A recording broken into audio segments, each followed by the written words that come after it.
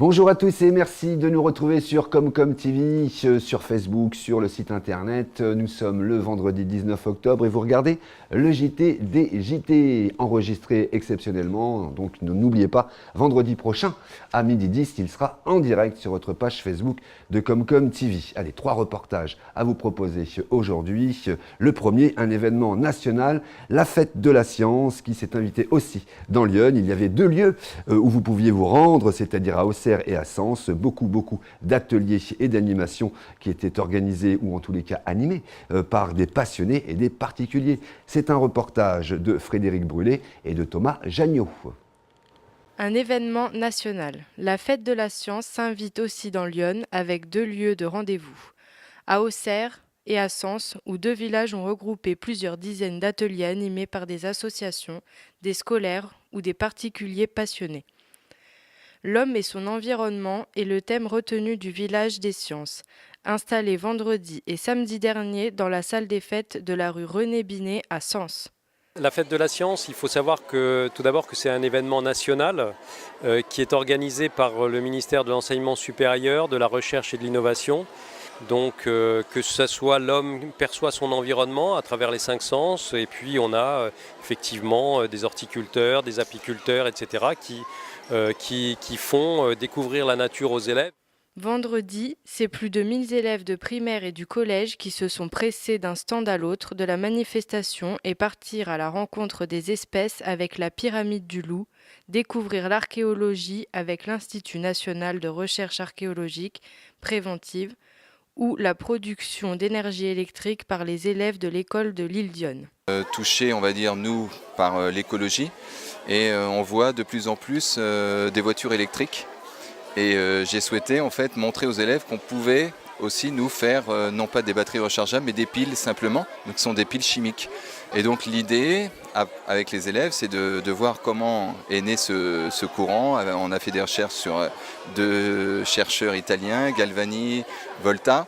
Et donc à partir de là, j'ai dit aux élèves, on va choisir des milieux dans lesquels on va tremper ces électrodes-là et on va voir si le courant passe. L'idée étant que le milieu humide permet aux zincs de dégager des particules donc qui vont permettre au courant de naître. Alors évidemment, je rattache ça après aux batteries des voitures électriques en disant que c'est le même principe. On a deux électrodes et puis un liquide entre les deux et ça permet de faire passer le courant. Il y a du zinc et du cuivre, il faut les planter dans les fruits. Par exemple, j'ai du kiwi, j'ai planté du zinc et du cuivre dedans. Il faut voir si ça s'allume. Et on voit sur la machine si ça s'allume. Si ça reste 0, ça marche pas. Mais s'il y a des numéros, ça veut dire que ça marche. Avec beaucoup plus de visiteurs que l'an dernier, les enfants sont venus de plus loin. Les collèges et écoles de Sens sont présents, mais également des collèges de Joigny, Saint-Florentin, Champigny et plein d'autres encore. Un salon, toujours celui à Sens. La salle des fêtes a accueilli les 17 et 18 octobre le salon Sens électronique, numérique et son. Un salon où ont été présentées les innovations en matière de son, vibration et acoustique. Traiter un cancer du sein ou de la prostate par l'envoi d'ultrasons, découper une planche de bois sans faire de sciure, voici quelques-unes des innovations qui ont été présentées au public. Ce premier rendez-vous était organisé par l'agglomération du Grand Sénonais avec le concours de la Chambre de commerce et de l'industrie ainsi que de l'association Défisson. Ouvert aux entrepreneurs comme au grand public, le salon a porté sur 2 segments de la filière son, le signal et la santé. L'objectif était d'initier à ces nouvelles technologies et de faire découvrir la médecine de demain. Également, 5 œuvres sonores des frères Bachet ont été exposées dans la salle des fêtes, ce qui a ravi les jeunes et les moins jeunes, mais également une démonstration de musique virtuelle.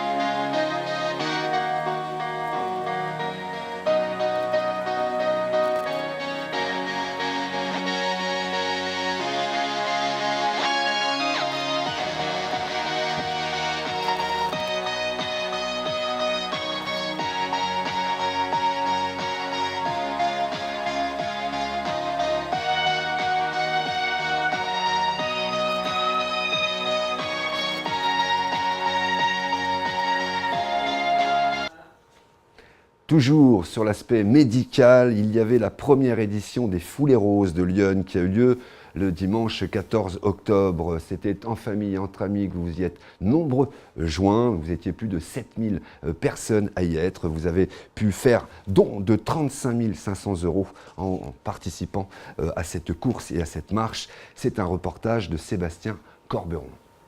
Pied droit devant, pied droit, montez le bras. Montez-moi les bras, tout le monde. Même si vous ne bougez pas, les bras en l'air. La première édition des Foulées Roses de Lyon a eu lieu dimanche 14 octobre. En famille ou entre amis, plus de 7000 personnes ont pris le départ sur le parking de la Noue à Auxerre, au village départ. Cette course-marche a été organisée par l'association Lyon en Rose, la ville d'Auxerre et la FSCF, au profit de la recherche sur le cancer du sein. Objectif, courir ou marcher durant 6 km. Courir pour la bonne cause, c'est ce qui a motivé la plupart des participants. Parmi les 7000 coureurs ou marcheurs, il y avait des enfants, des jeunes et des moins jeunes, tous réunis pour la bonne cause. C'est aussi un message d'espoir et une façon d'aborder la maladie. Grâce aux Foulées Roses, 33 500 € sont reversés pour la recherche, pour lutter contre le cancer du sein. Mais c'est aussi plus de 54 000 nouveaux cas chaque année détectés et près de 12 000 décès.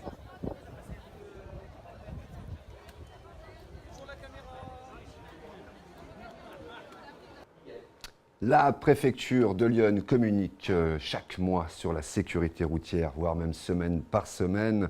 Les contrôles routiers de la semaine 41, nombre total d'infractions sur nos routes dans le département, 357, dont des infractions liées à la vitesse 256, nombre d'excès de vitesse 31, au-dessus de 40 km/h, ce qui est énorme, nombre d'infractions liées à l'alcool 21, nombre d'infractions liées aux stupéfiants 6, et là on s'accroche, nombre d'infractions liées non pas aux stupéfiants mais à la conduite sans permis 43. Voilà, faites attention sur les routes. C'est très dangereux, vous jouez votre vie et celle des autres. Allez, on passe à toute autre chose. Je vous informe qu'un casting pour faire du cinéma, si vous avez envie de faire du cinéma ou tout du moins faire de la figuration, parce que sans figurant, il ne peut pas y avoir de vie dans un film, c'est très compliqué. Voilà, donc ça fait du mouvement dans le champ. Et bien, figurez-vous qu'à Sens, le bureau d'accueil des tournages Bourgogne-Franche-Comté et de Kaelis Productions prépare une série pour Arte, réalisée par Mathias Gogalp. Ça s'appelle Amour fou. Il recherche hommes et femmes entre 18 et 70 ans. Tous profils sont appréciés. Le tournage sera entre le 5 novembre et le 11 décembre 2018. Ça sera sur Sens. Alors, il faut vous présenter au casting qui aura lieu à Sens, toujours le mercredi 24 octobre 2018, de 9h à 17h. Et ça sera à l'espace culturel Savinien, rue Saint-Pierre-le-Vif.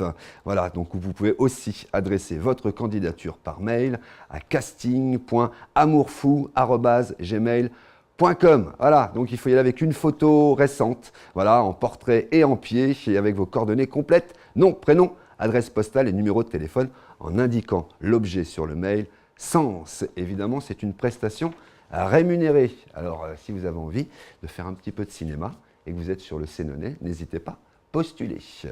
Et pour finir cette annonce, je vous propose l'exposition annuelle du Photo Ciné-Club Sénonais.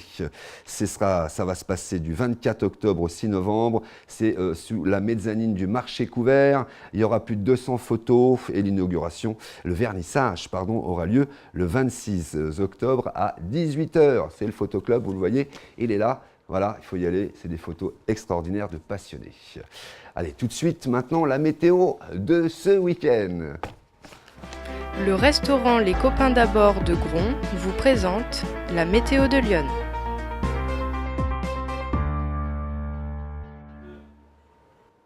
Quel temps fera-t-il samedi? C'est demain matin. Voilà, demain matin, vous allez vous réveiller avec des températures minimales de 7 degrés. Le matin, il va faire un peu frais, mais accrochez-vous, parce que le dimanche, il fait encore plus frais.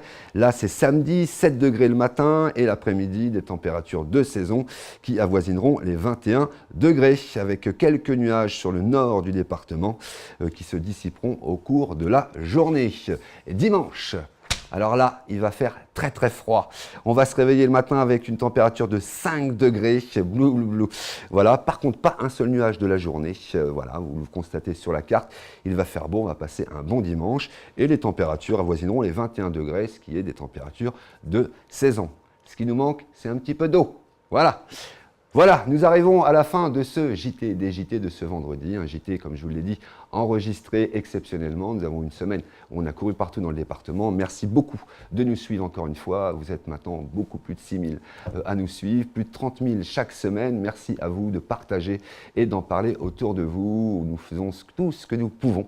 Voilà, alors on a des messages très gentils, d'autres moins sympas, mais on fait ce qu'on peut et on ne peut pas plaire à tout le monde. Allez, moi je vous souhaite un très très bon week-end. N'oubliez pas, demain soir, samedi, en direct sur Comcom TV, le match de volley, le soc qu'on retransmet chaque match qui se joue à domicile, et ben c'est demain soir. Donc n'hésitez pas à vous connecter. Si vous ne pouvez pas venir, si vous pouvez venir, venez. C'est quand même beaucoup plus agréable d'être dans les tribunes et de regarder cette équipe de féminine élite, hein, parce que je vous rappelle qu'elle est en Ligue 2, un petit peu comme la JAOCR. Voilà, c'est demain soir à partir de 20h.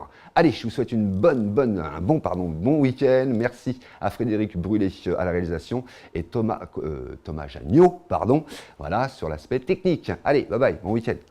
Je suis fatigué, je vais me coucher.